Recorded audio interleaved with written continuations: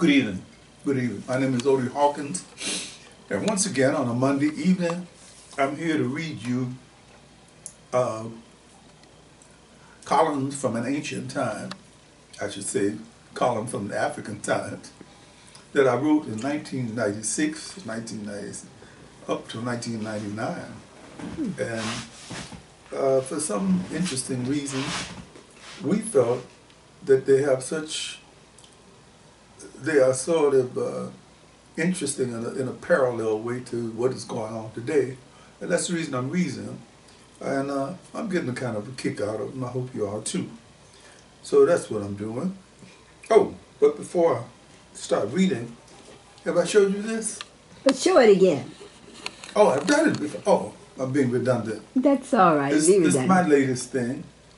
Quadroon balls and bright moments. Quadroon balls and bright moments. Yeah. Can be purchased on Amazon or just go online and say, type in quadroon balls and bright moments. And the cover is by Tony Gleason. Thank you. It's about an era in American history that I think is not often written about, and I'm trying to bridge the gap. Okay, let me begin. I picked the title of this is called Egypt Revisited. And one of the things that always strikes me among certain people is that they never attach Egypt to Africa. If you look at the map closely, it's in the northeast corner, and very frequently, as many of us know who are aware of this, very frequently you see that they attach it to the Middle East. You know, it's the Middle East. It's not the Middle East. It's in the northeast corner of Africa. But then when you look at the whole section of Africa called North Africa that faces the Mediterranean, some people would like to make the claim that that is not a part of Africa, but it is a part of Europe that's in Africa. Well, we know better than that. Of course, we don't have any real serious problems with any geography or anything like that when we get below the equator, which is all, as they say, south of the equator, which means you're talking about Africans. I've actually heard some Egyptian friends claim to be Middle Easterners until they were corrected. So let's go to that. I'm calling it Egypt Revisited. First, let me have a little sip of this water.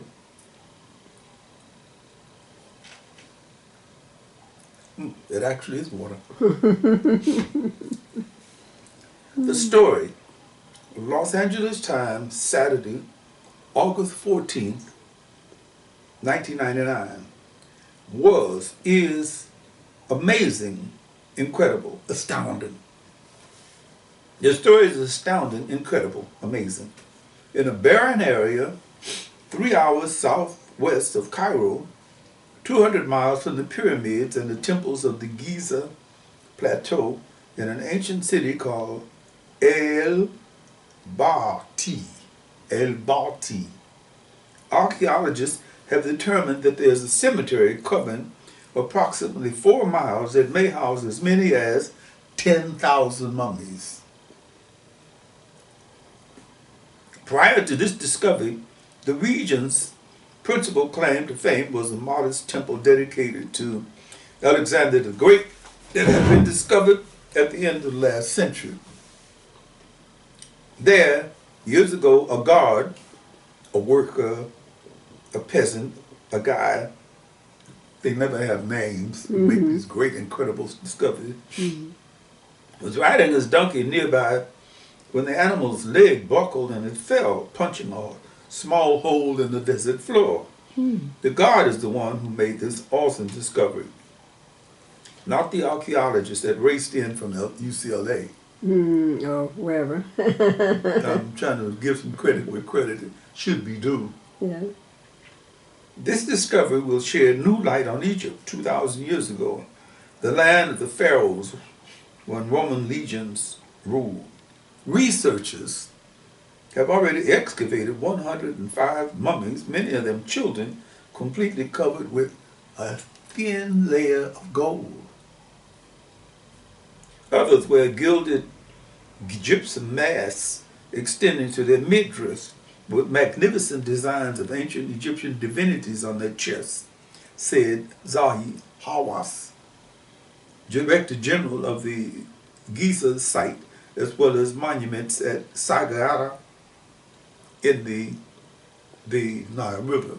Sagara is a little city. The El-Bawiti site has also yielded statues, poetry, pottery, jewelry, and other artifacts. Hawass has already started calling the region the Valley of the Golden Mummies. The different types of mummies clearly represent different social strata, Hawass said. The gilded masks cover the wealthy and powerful landowners, administrators, and military officers. The decorated terracotta sarcophagi, these are stone coffins, hold artisans, craftsmen, and perhaps valued servants. The simple linen wrapped mummies are ordinary workers. Near the mummies were mourning statues, images of women, pottery, scarabs, jewelry, and statues of the god Bes, that's B-E-S, the dwarf god of pleasure and fun, think Bacchus, like Bacchus, who was the patron god of the Bahariya oasis and the capital city of El-Bawiti. The artifacts are typical of what archaeologists would expect to find in tombs, and the presence of so many indicates that the ever-present grave robbers had not discovered the burial grounds over these centuries. Wow. Most of the mummies hold Greek or Roman coins in their hands in the ancient tradition of dashing those who would be responsible for taking them to the other side. One such coin from the first tomb entered, called Tomb 54, bears the likeness of Cleopatra, Queen of Egypt and lover of Julius Caesar and Mark Antony. Near the graveyard, the archaeologists also found a palace that probably housed the administrative offices of the region. They have not yet begun excavations there yet. Outside the palace are the mud brick walls of a winery that was responsible for much of the wealth of the oasis. During the period of Roman domination, 330 BC to AD 40, large-scale agriculture focused on production of grain and dates. Much of the grain was exported to Rome, and wine from the dates was shipped throughout the world.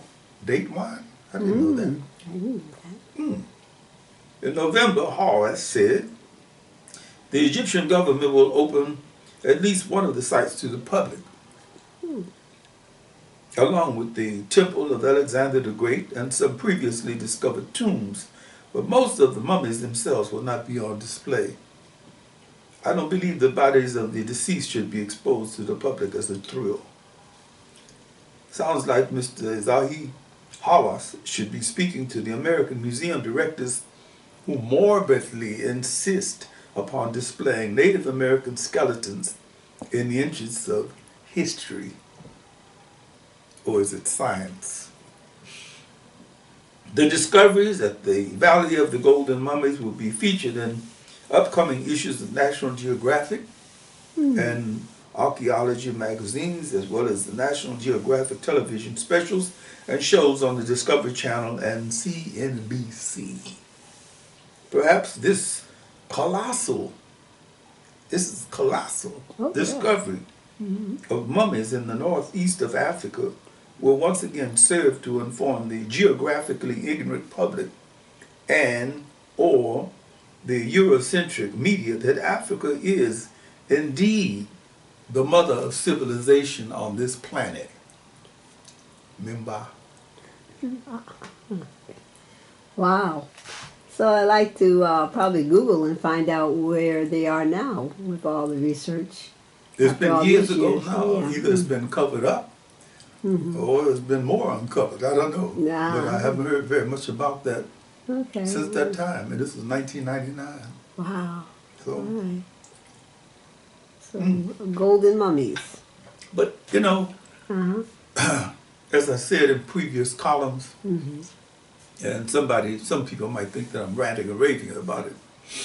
But when things happen in Africa, they seem to be automatically covered up. You know, in some minds, I suspect, in order to validate this idea that they have of Africa as the dark continent, all they have to do is keep the lights off. Okay. Turn You the know, lights off. the minute when a light is shined on something, it's sort of dimmed right away. You know, notice. I'm curious about, for example, in the history of languages. I'm interested in languages. I've never known an African language to be exported generally or to be well known as, let's say, French. You know, English stands head and shoulders above everything else, but French is a tribal language. German is a tribal language, if you look at it that way. And here we have a language, I'm thinking of Lingala, Lingala. Lingala is spoken by as many people as people speak French or German, but they certainly outnumber the people who speak Belgian and Flemish and Galician or Catalan, but you never hear about Lingala. Interesting. So Wow. this is what I'm trying to do. I'm just trying to uncover a few little covered spots Yes. and go on about my business. See you next Tuesday. Oh, I'm sorry, what am I saying? See you tomorrow is Tuesday. This is fair. Okay.